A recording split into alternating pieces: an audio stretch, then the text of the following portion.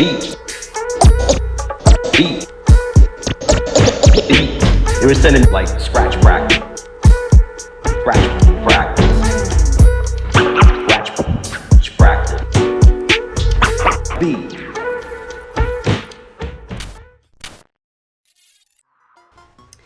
What's good, everybody? Welcome to season 2 of Shit Talks. Super excited to be back. I'm your host, Gaby. Today we're going to have a really powerful conversation on housing gentrification, and really excited with the guests that we have here today. I'm going to give everyone an opportunity to introduce themselves, say their name, pronoun, and a little bit about what you do. So, yeah, I guess I'll start over here. So my name's Dixon Romeo. I am the campaigns director at United Working Families, but in addition to that, I'm a member of Not Me We, which is a South Shore tenant organization. We're members of the Obama CBA Coalition, which is a coalition of groups coming together to make sure that there are protections for Southside residents against displacement with the Obama Center being constructed.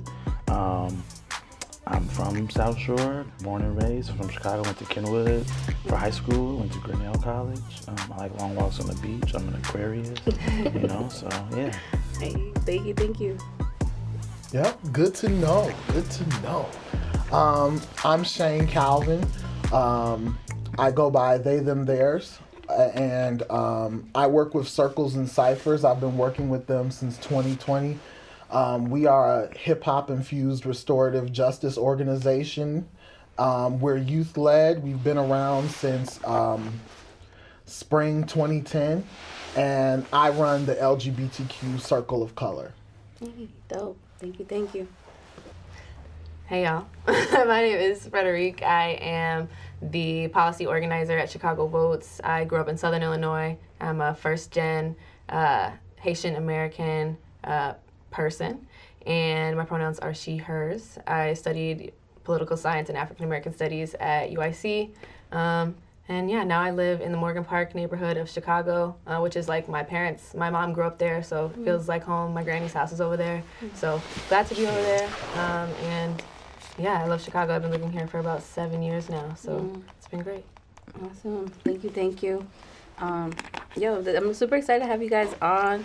I feel like this conversation is always, one I think that's been coming up a lot more recently.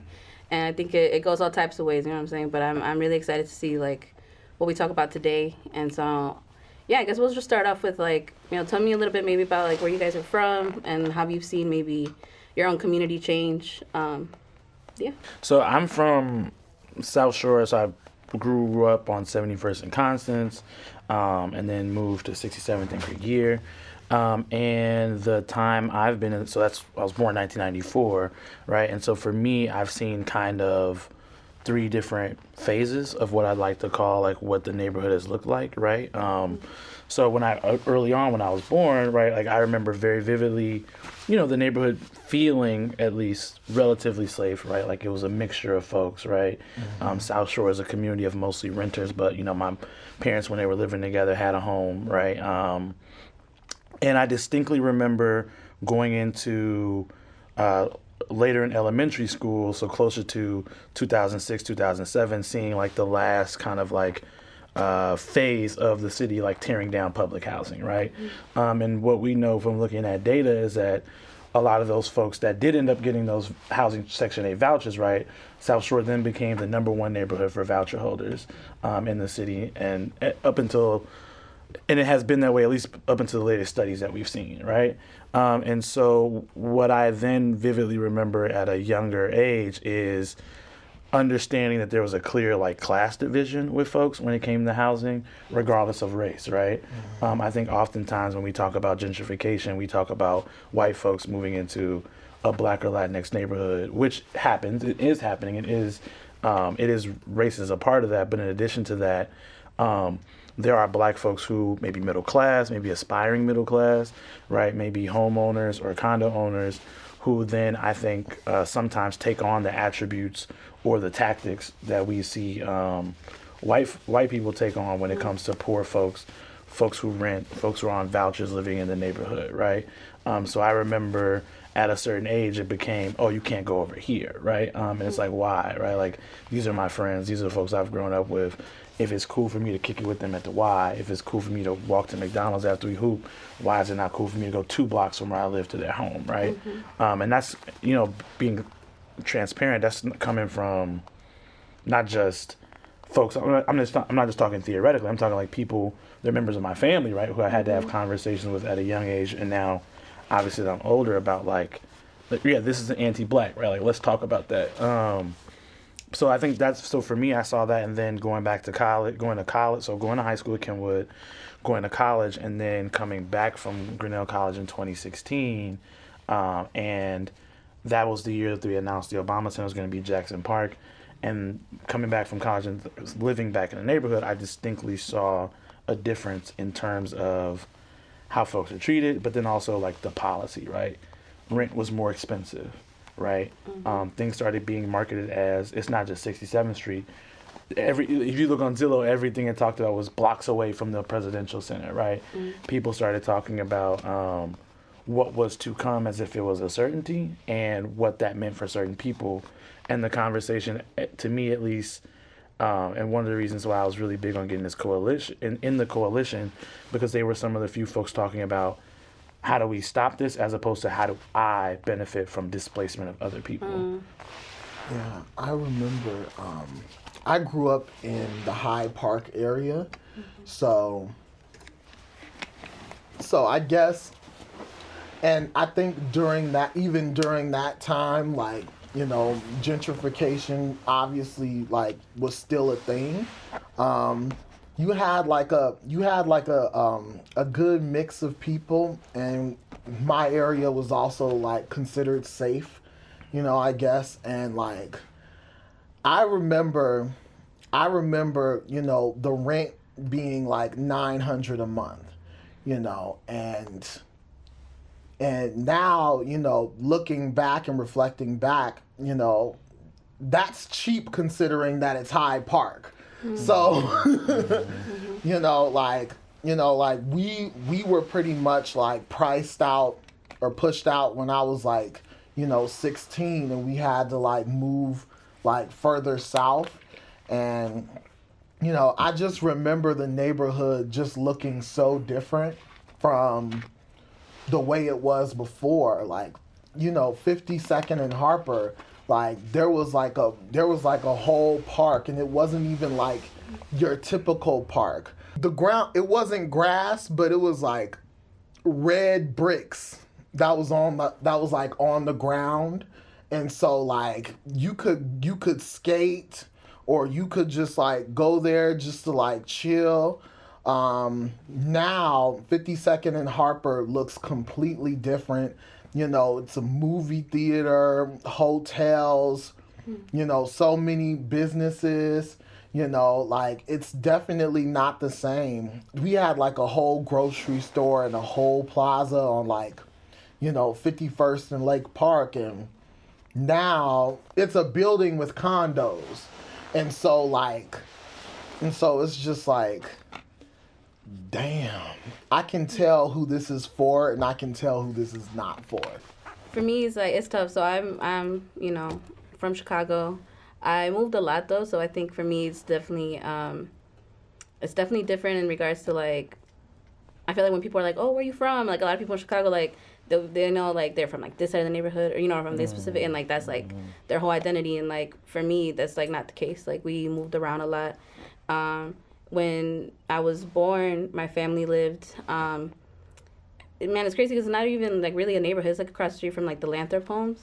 So like now it's really close, like it's close to like DePaul, it's close to like, what I'm saying? It's like kind of really borderline, like Lakeview, was it not Rogers Park, Roscoe Village. And so like that's, when I was born, that's where my family was, located. And so that's fairly like northeast, you know what I'm saying? And since then we've been pushed a lot more northwest. And I also like lived in Mexico for a few years. So like every time I would come back, it'd be like a different city, or not a different city. Well, yeah, it would feel like a different city coming back to Chicago. And it's just such a trip because like as an adult now, like I'm heavy on like identifying as like from Chicago, but it's still hard to like, most Chicagoans can say like, oh yeah, like born and raised in like this neighborhood, you know what I'm saying? And I don't have that. So it's a big like, I don't know, it's like an identity thing, you know what I'm saying, that still kind of like dealing with that. So I'm a Northwest Side shorty now, is what I guess you would say. But yeah, so I've lived in Albany Park. Like I said, we used to live by Lathrop Homes. I lived in like kind of like bordered like Portage Park / Belmont Cragen, Logan, Bucktown, and I went to high school in Westtown. So that's like a big identifier of like where I feel like I developed as like a person. And so that was tough too, because like growing up I was like, yeah, Westtown, you know, because like going to high school was like, okay, that made sense. Like it was just like, you know what I'm saying, where I felt closest to like myself, I guess, and like developed into myself. And when I went away for school in Minnesota, and so when I came back I was like, oh yeah, when I come back to Chicago, like I'm finna move like to Westtown or Logan.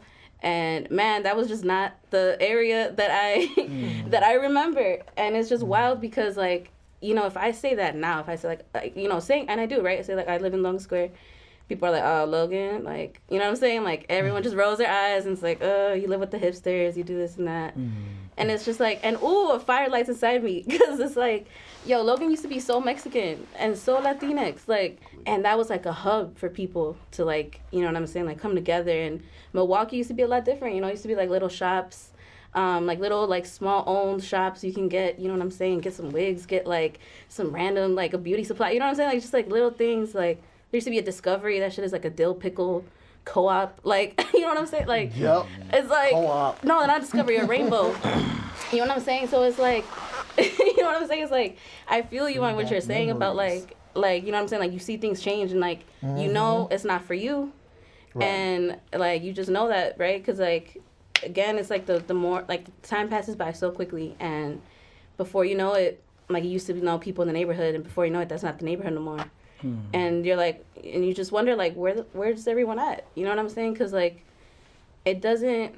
I feel like as someone whose family like had to move a lot, you know what I'm saying? Like I said, when we were born, when I was born, my family was like pretty close to like Lakeview, which again, like Lakeview, Uptown, places like that used to not be what they are now. And again, people who like are not from Chicago and like knows the city as it is like now, if you were to tell them like, oh, Lakeview didn't used to be like that, like they would not believe you. You know what I'm saying? And then and I'm 26, you know what I'm saying? So I'm not like like I'm an old head spiritually, you know what I'm saying? Like for sure, but like it's not like I'm that far apart where like people are like, oh, it's just because you've seen the city through like too many decades where it's not relatable. But it's like, nah, like this is happening like right underneath us. I remember even like being on the train and like overhearing white people saying, oh yeah, that neighborhood, it got so much better and it got so much safer. And I'm like, girl, do you even know what that means? Do you know what you're saying? Like, rewind. Just to keep it like brief, like I grew up in Southern Illinois, which is like very different from Chicago. It's very much very homogenous, very white. And so I always knew like my family was from Chicago. Like my mom, whenever they immigrated from Haiti, they settled in Morgan Park, Beverly area. And so I had come up a lot, like just visiting family for people's birthdays, weddings, holidays, because we were the only people in our family who didn't live in Chicago. And so in growing up, like we didn't really go downtown. Like Morgan Park, Beverly is like in the hundreds, so it's like in the south, you know, one of the southmost parts of Chicago. So like there was really no reason for us to go up north or even go downtown. So like whenever I was a kid, like I thought that like only black people lived in Chicago because that's all I saw. And so like as I got older, you know, I realized, you know, like there's more to Chicago than just like the corners that I was in.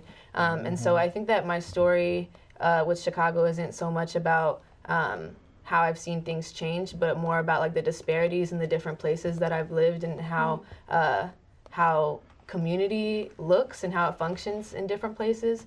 And so I think like when I first came, I went to UIC, so I lived in the dorms, and then I moved down the street from the campus, and then I ended up moving to an area which is now called Tri-Taylor, which before was just like the window to out west, but like now it's just like they created a name for it in order to like, you know, separate it from the community that it used to be. And so there's like a Facebook group, like the Tri-Taylor Community Association, and it's folks who have like maybe bought homes in the area or rent in the area, and there's just like, you have this space, and then a few blocks over it's like out west, and it's like there are no grocery stores, there are no coffee shops, there's none of those things, and then we do have like some like on Taylor, no, not on Taylor, on Roosevelt. That's not Roosevelt. What street is that? Western. And on Western, there like are some remnants of like some shops that like were Black owned and have been there for a long time. But like you'll see like comments on the Facebook group like, what's going on over there at that restaurant? Like there's so many people in there, they're playing loud music, and it's like, how y'all gonna complain about? Like y'all just got here, and now also this used to not look like this. Like all these things are being created, like for y'all. And I also think like over there they just like turned the old Cook County Hospital into like doctor's offices and like a hotel. And it's like, that's kind of crazy.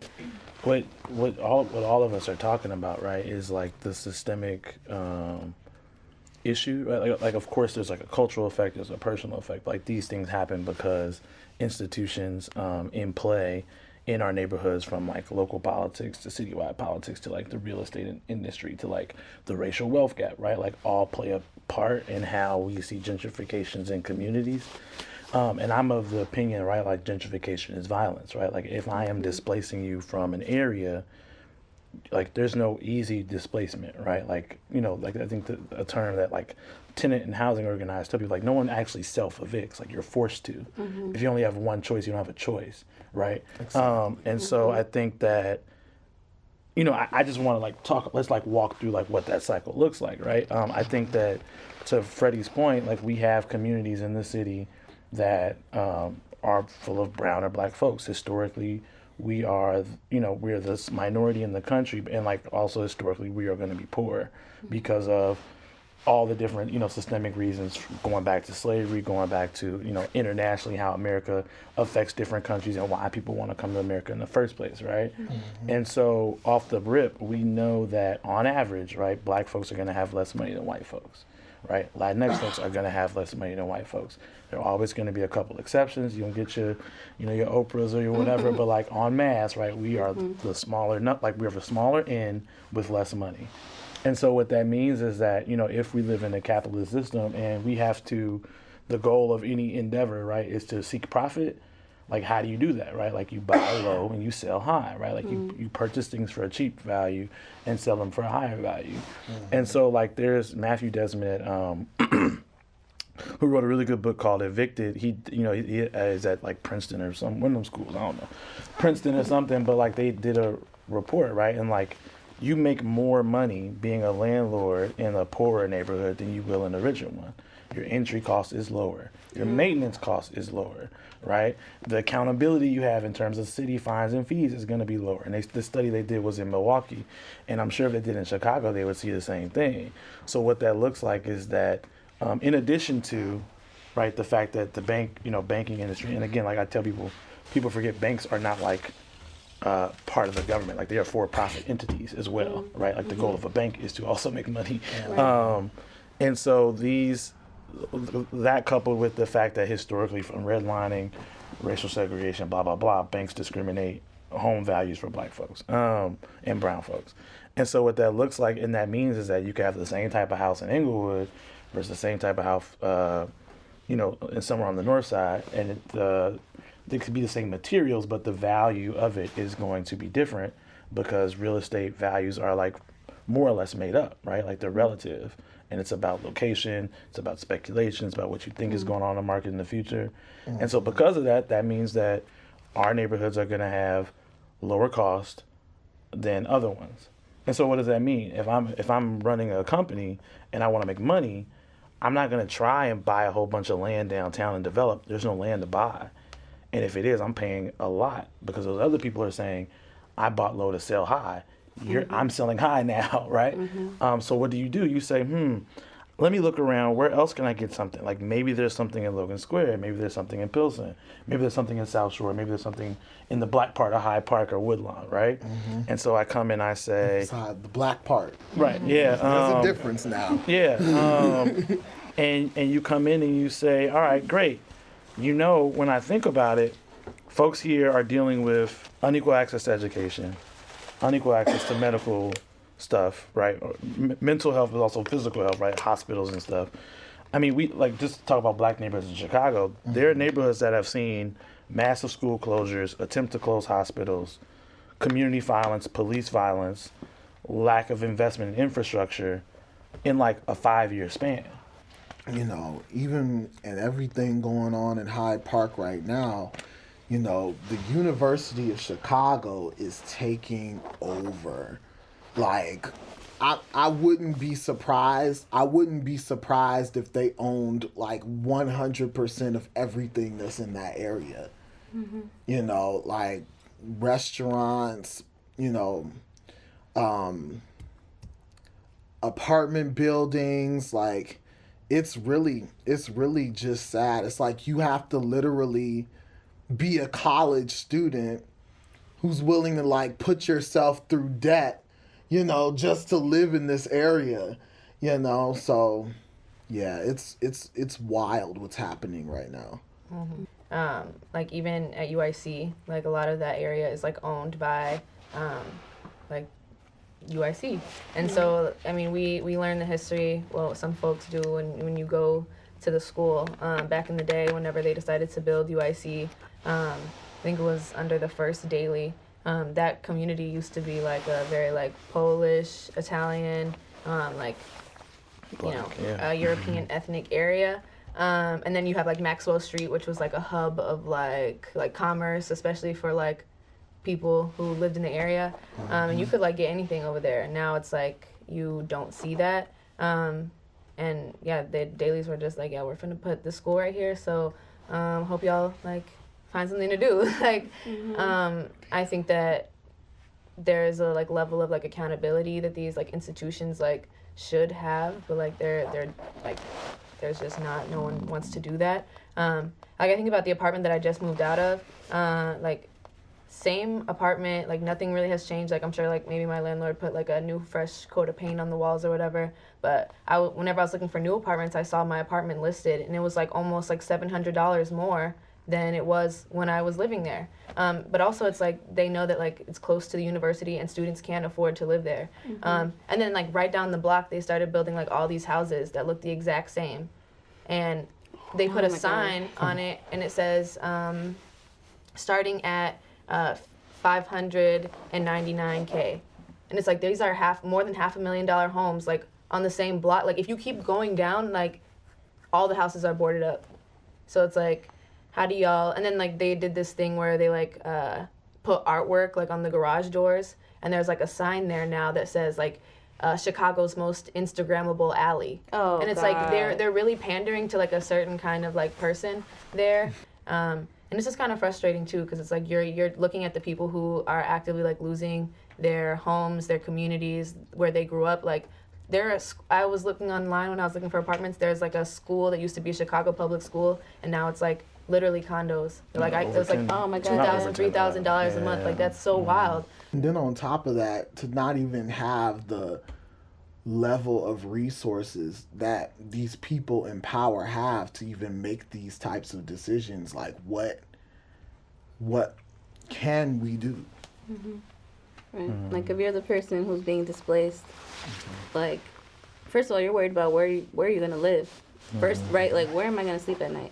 Probably worried about also like your kids, their school, what y'all gonna eat, you know. Like if you're the person who's getting kicked out, like there's so many levels of things that you're worried about that are so immediate that it's almost like disrespectful to be putting an expectation on like, and you're gonna be the one who's gonna like fix it all and hold people accountable so that this doesn't happen again. Like what? Like you're the one experiencing it, and a lot of times like, you know, before you can even name it and say like, oh, this is what this is, like you're just experiencing it. You know what I'm saying? Like you're the one going through it. So like, yeah, like I think that's another question that I have too is, you know, what is there to do? You know what I'm saying? In that type of scenario when like who is it left up to? You know what I'm saying? Because I think that it's just so tough to just expect people who are going through literally the hardest thing, like displacement, like you literally losing your home.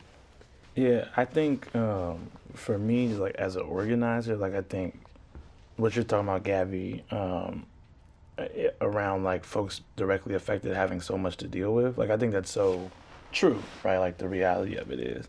I also think that like, and this is something I had to grow into and I got pushed on, but it's like the reality, like does not fighting make the situation better for you? And the reality of it is it doesn't, right? And I think that that's why folks who, you know, do have some sort of like privilege or grace, I think you have a responsibility to be in organization and be in community with folks and help lessen that burden. It shouldn't be only directly affected folks fighting, but also like the reality of it is like, you know, I worked with someone and that's what they told me. Like, I got so much going on. Like, what am I gonna do? I'm like, yeah. So, like, the reality of it is like, if you don't fight, you're gonna get evicted. And you can fight and still get evicted, but the net result is like, as of right now, you don't have the power to stop that. And the only way we get the power to stop that is by you showing up, because it can't be me talking about what's happening in your building, right? Like it has to be you. Right. I think the larger question around like,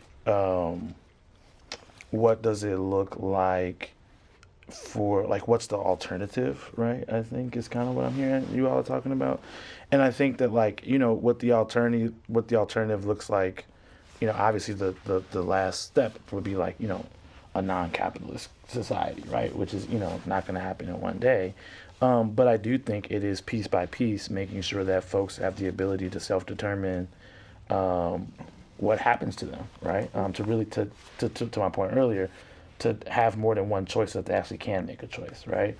And I think what that looks like is like, you know, stuff like we're doing around the CBA, right? I think it looks like the different campaigns for Just Cause or for rent control or for, you know, the real estate transfer tax. So we have a dedicated revenue stream for homelessness. Like it looks like some of all those things, ideally all of them, right? And I think that that's where it's got to start. And I also think it's like having a real analysis of the problem, right? Like I think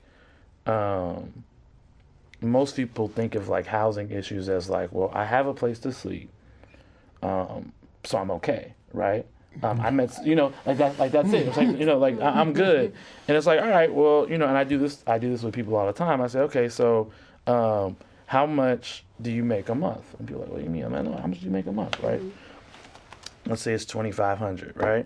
I'm like, well, how much do you pay for rent? It's like, well, I pay $1,200 for rent. I'm like, all right, cool. You spend almost half your income on rent. Right? It's like, let's assume you want to be a homeowner. When are you ever going to save the money to get a home? Right? What happens if you if you lose your job for 2 months? Are you going to be able to afford your rent then? Right? What happens if your rent goes up $200? You're able to afford it then? Right? Because these are all very realistic things that can happen based on the laws and rules we have around housing now.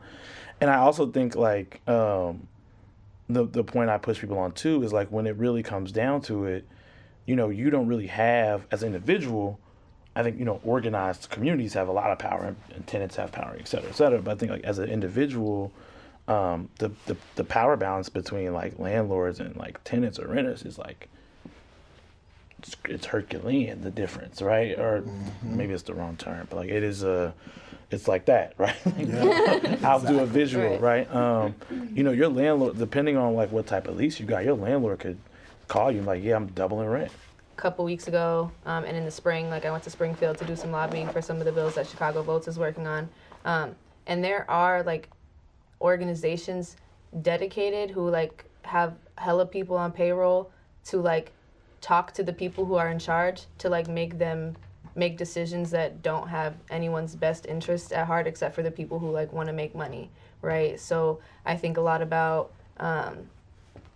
when I think about like what needs to be done, I think it's important to understand like what we're up against. And it's like there are a lot of like corporate interests involved. And so I don't know what accountability really looks like, and I think I've been struggling with what that means. But I think that kind of like what Dixon said, like if we don't like come together to like fight this, like they're just gonna keep doing like what they're doing, right? Like there are as a group of like realtors, right, who like don't want to see people like tenants have rights, or they don't want certain things to happen because like that affects their pockets, right? And at the end of the day, like lawmakers want to hear what they have to say, because when they're up for re-election, right, like if the Illinois Realtors Association is giving you like hella money to your campaign, guess what you're gonna do?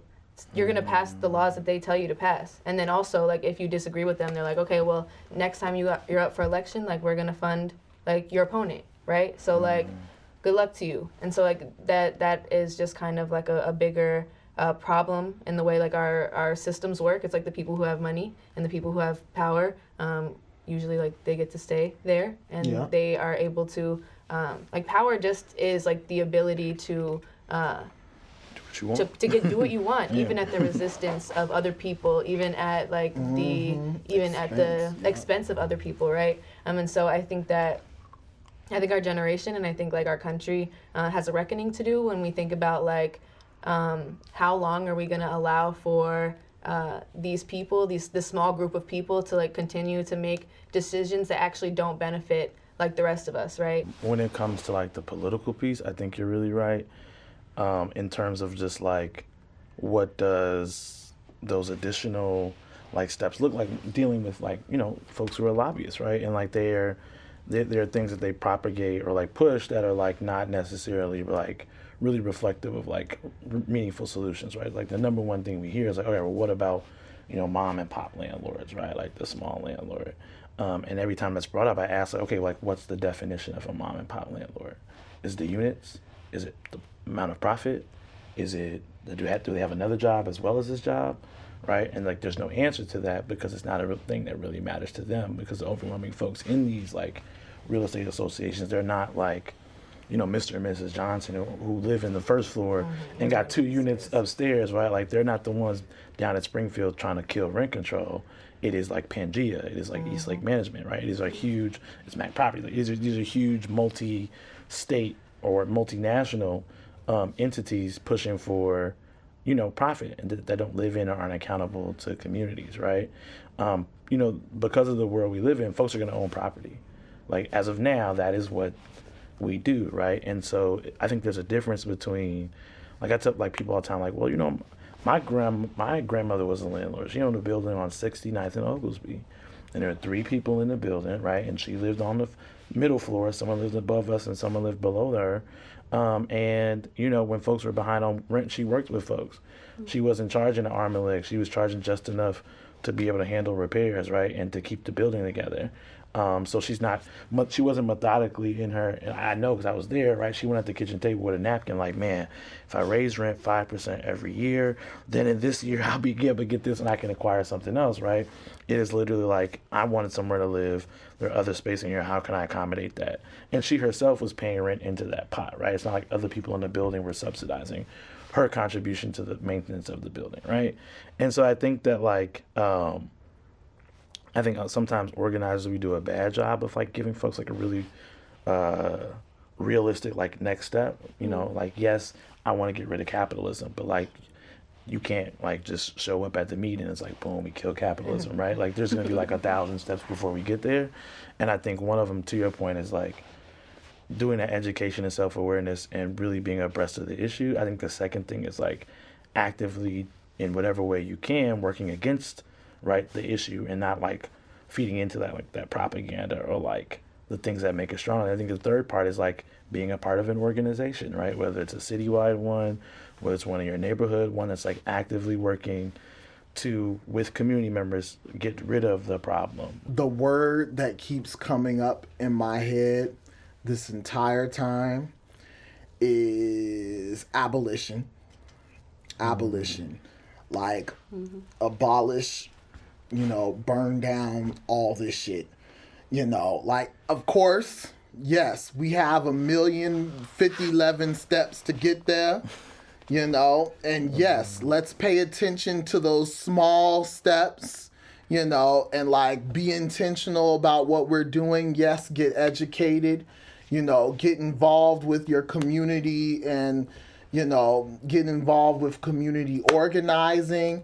Absolutely, you know, but the end goal, I think it needs to be abolition.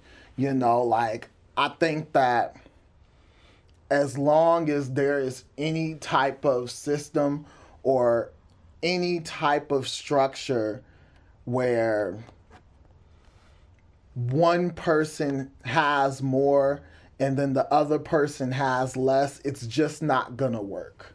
It's just not gonna work. And like, we're gonna always be having this conversation, you know, if we don't end up dead due to climate change, because of, it's just so much, you know. So like, yeah, I definitely think, divest from the system, divest from, praising rich people and thinking that you're going to be them, and, like, divest from all of this shit and like just invest in your community. Just want to say thank you guys so much. Thank you. I feel like it was a very powerful conversation. I definitely learned a lot, and I think it's an ongoing conversation too.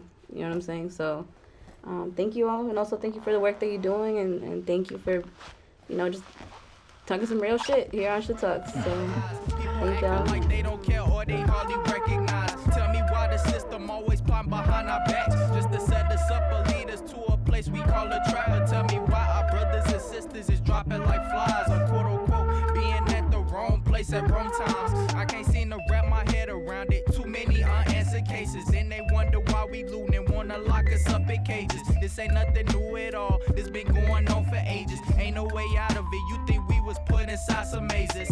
It's a shame we're being stripped of our humanity. Shame that we're in the midst of all of this insanity. Rest in peace to those who didn't deserve to die the way they did. Left behind all their loved ones, left behind their kids. I got a bone to pick with all of these lunatics that's intruding with all of the stupidness. Tell me what's the purpose? I got a feeling we're headed to collision. The ending is nearing, the time is revealing. Man, I'm just kinda nervous. The world is toxic, we gotta stop it, we gotta drop it. Coonery and buffoonery, we looking like the circus. Man, tell me why we're all ignoring these times filled with lies and all the people's demise, and still there is no justice.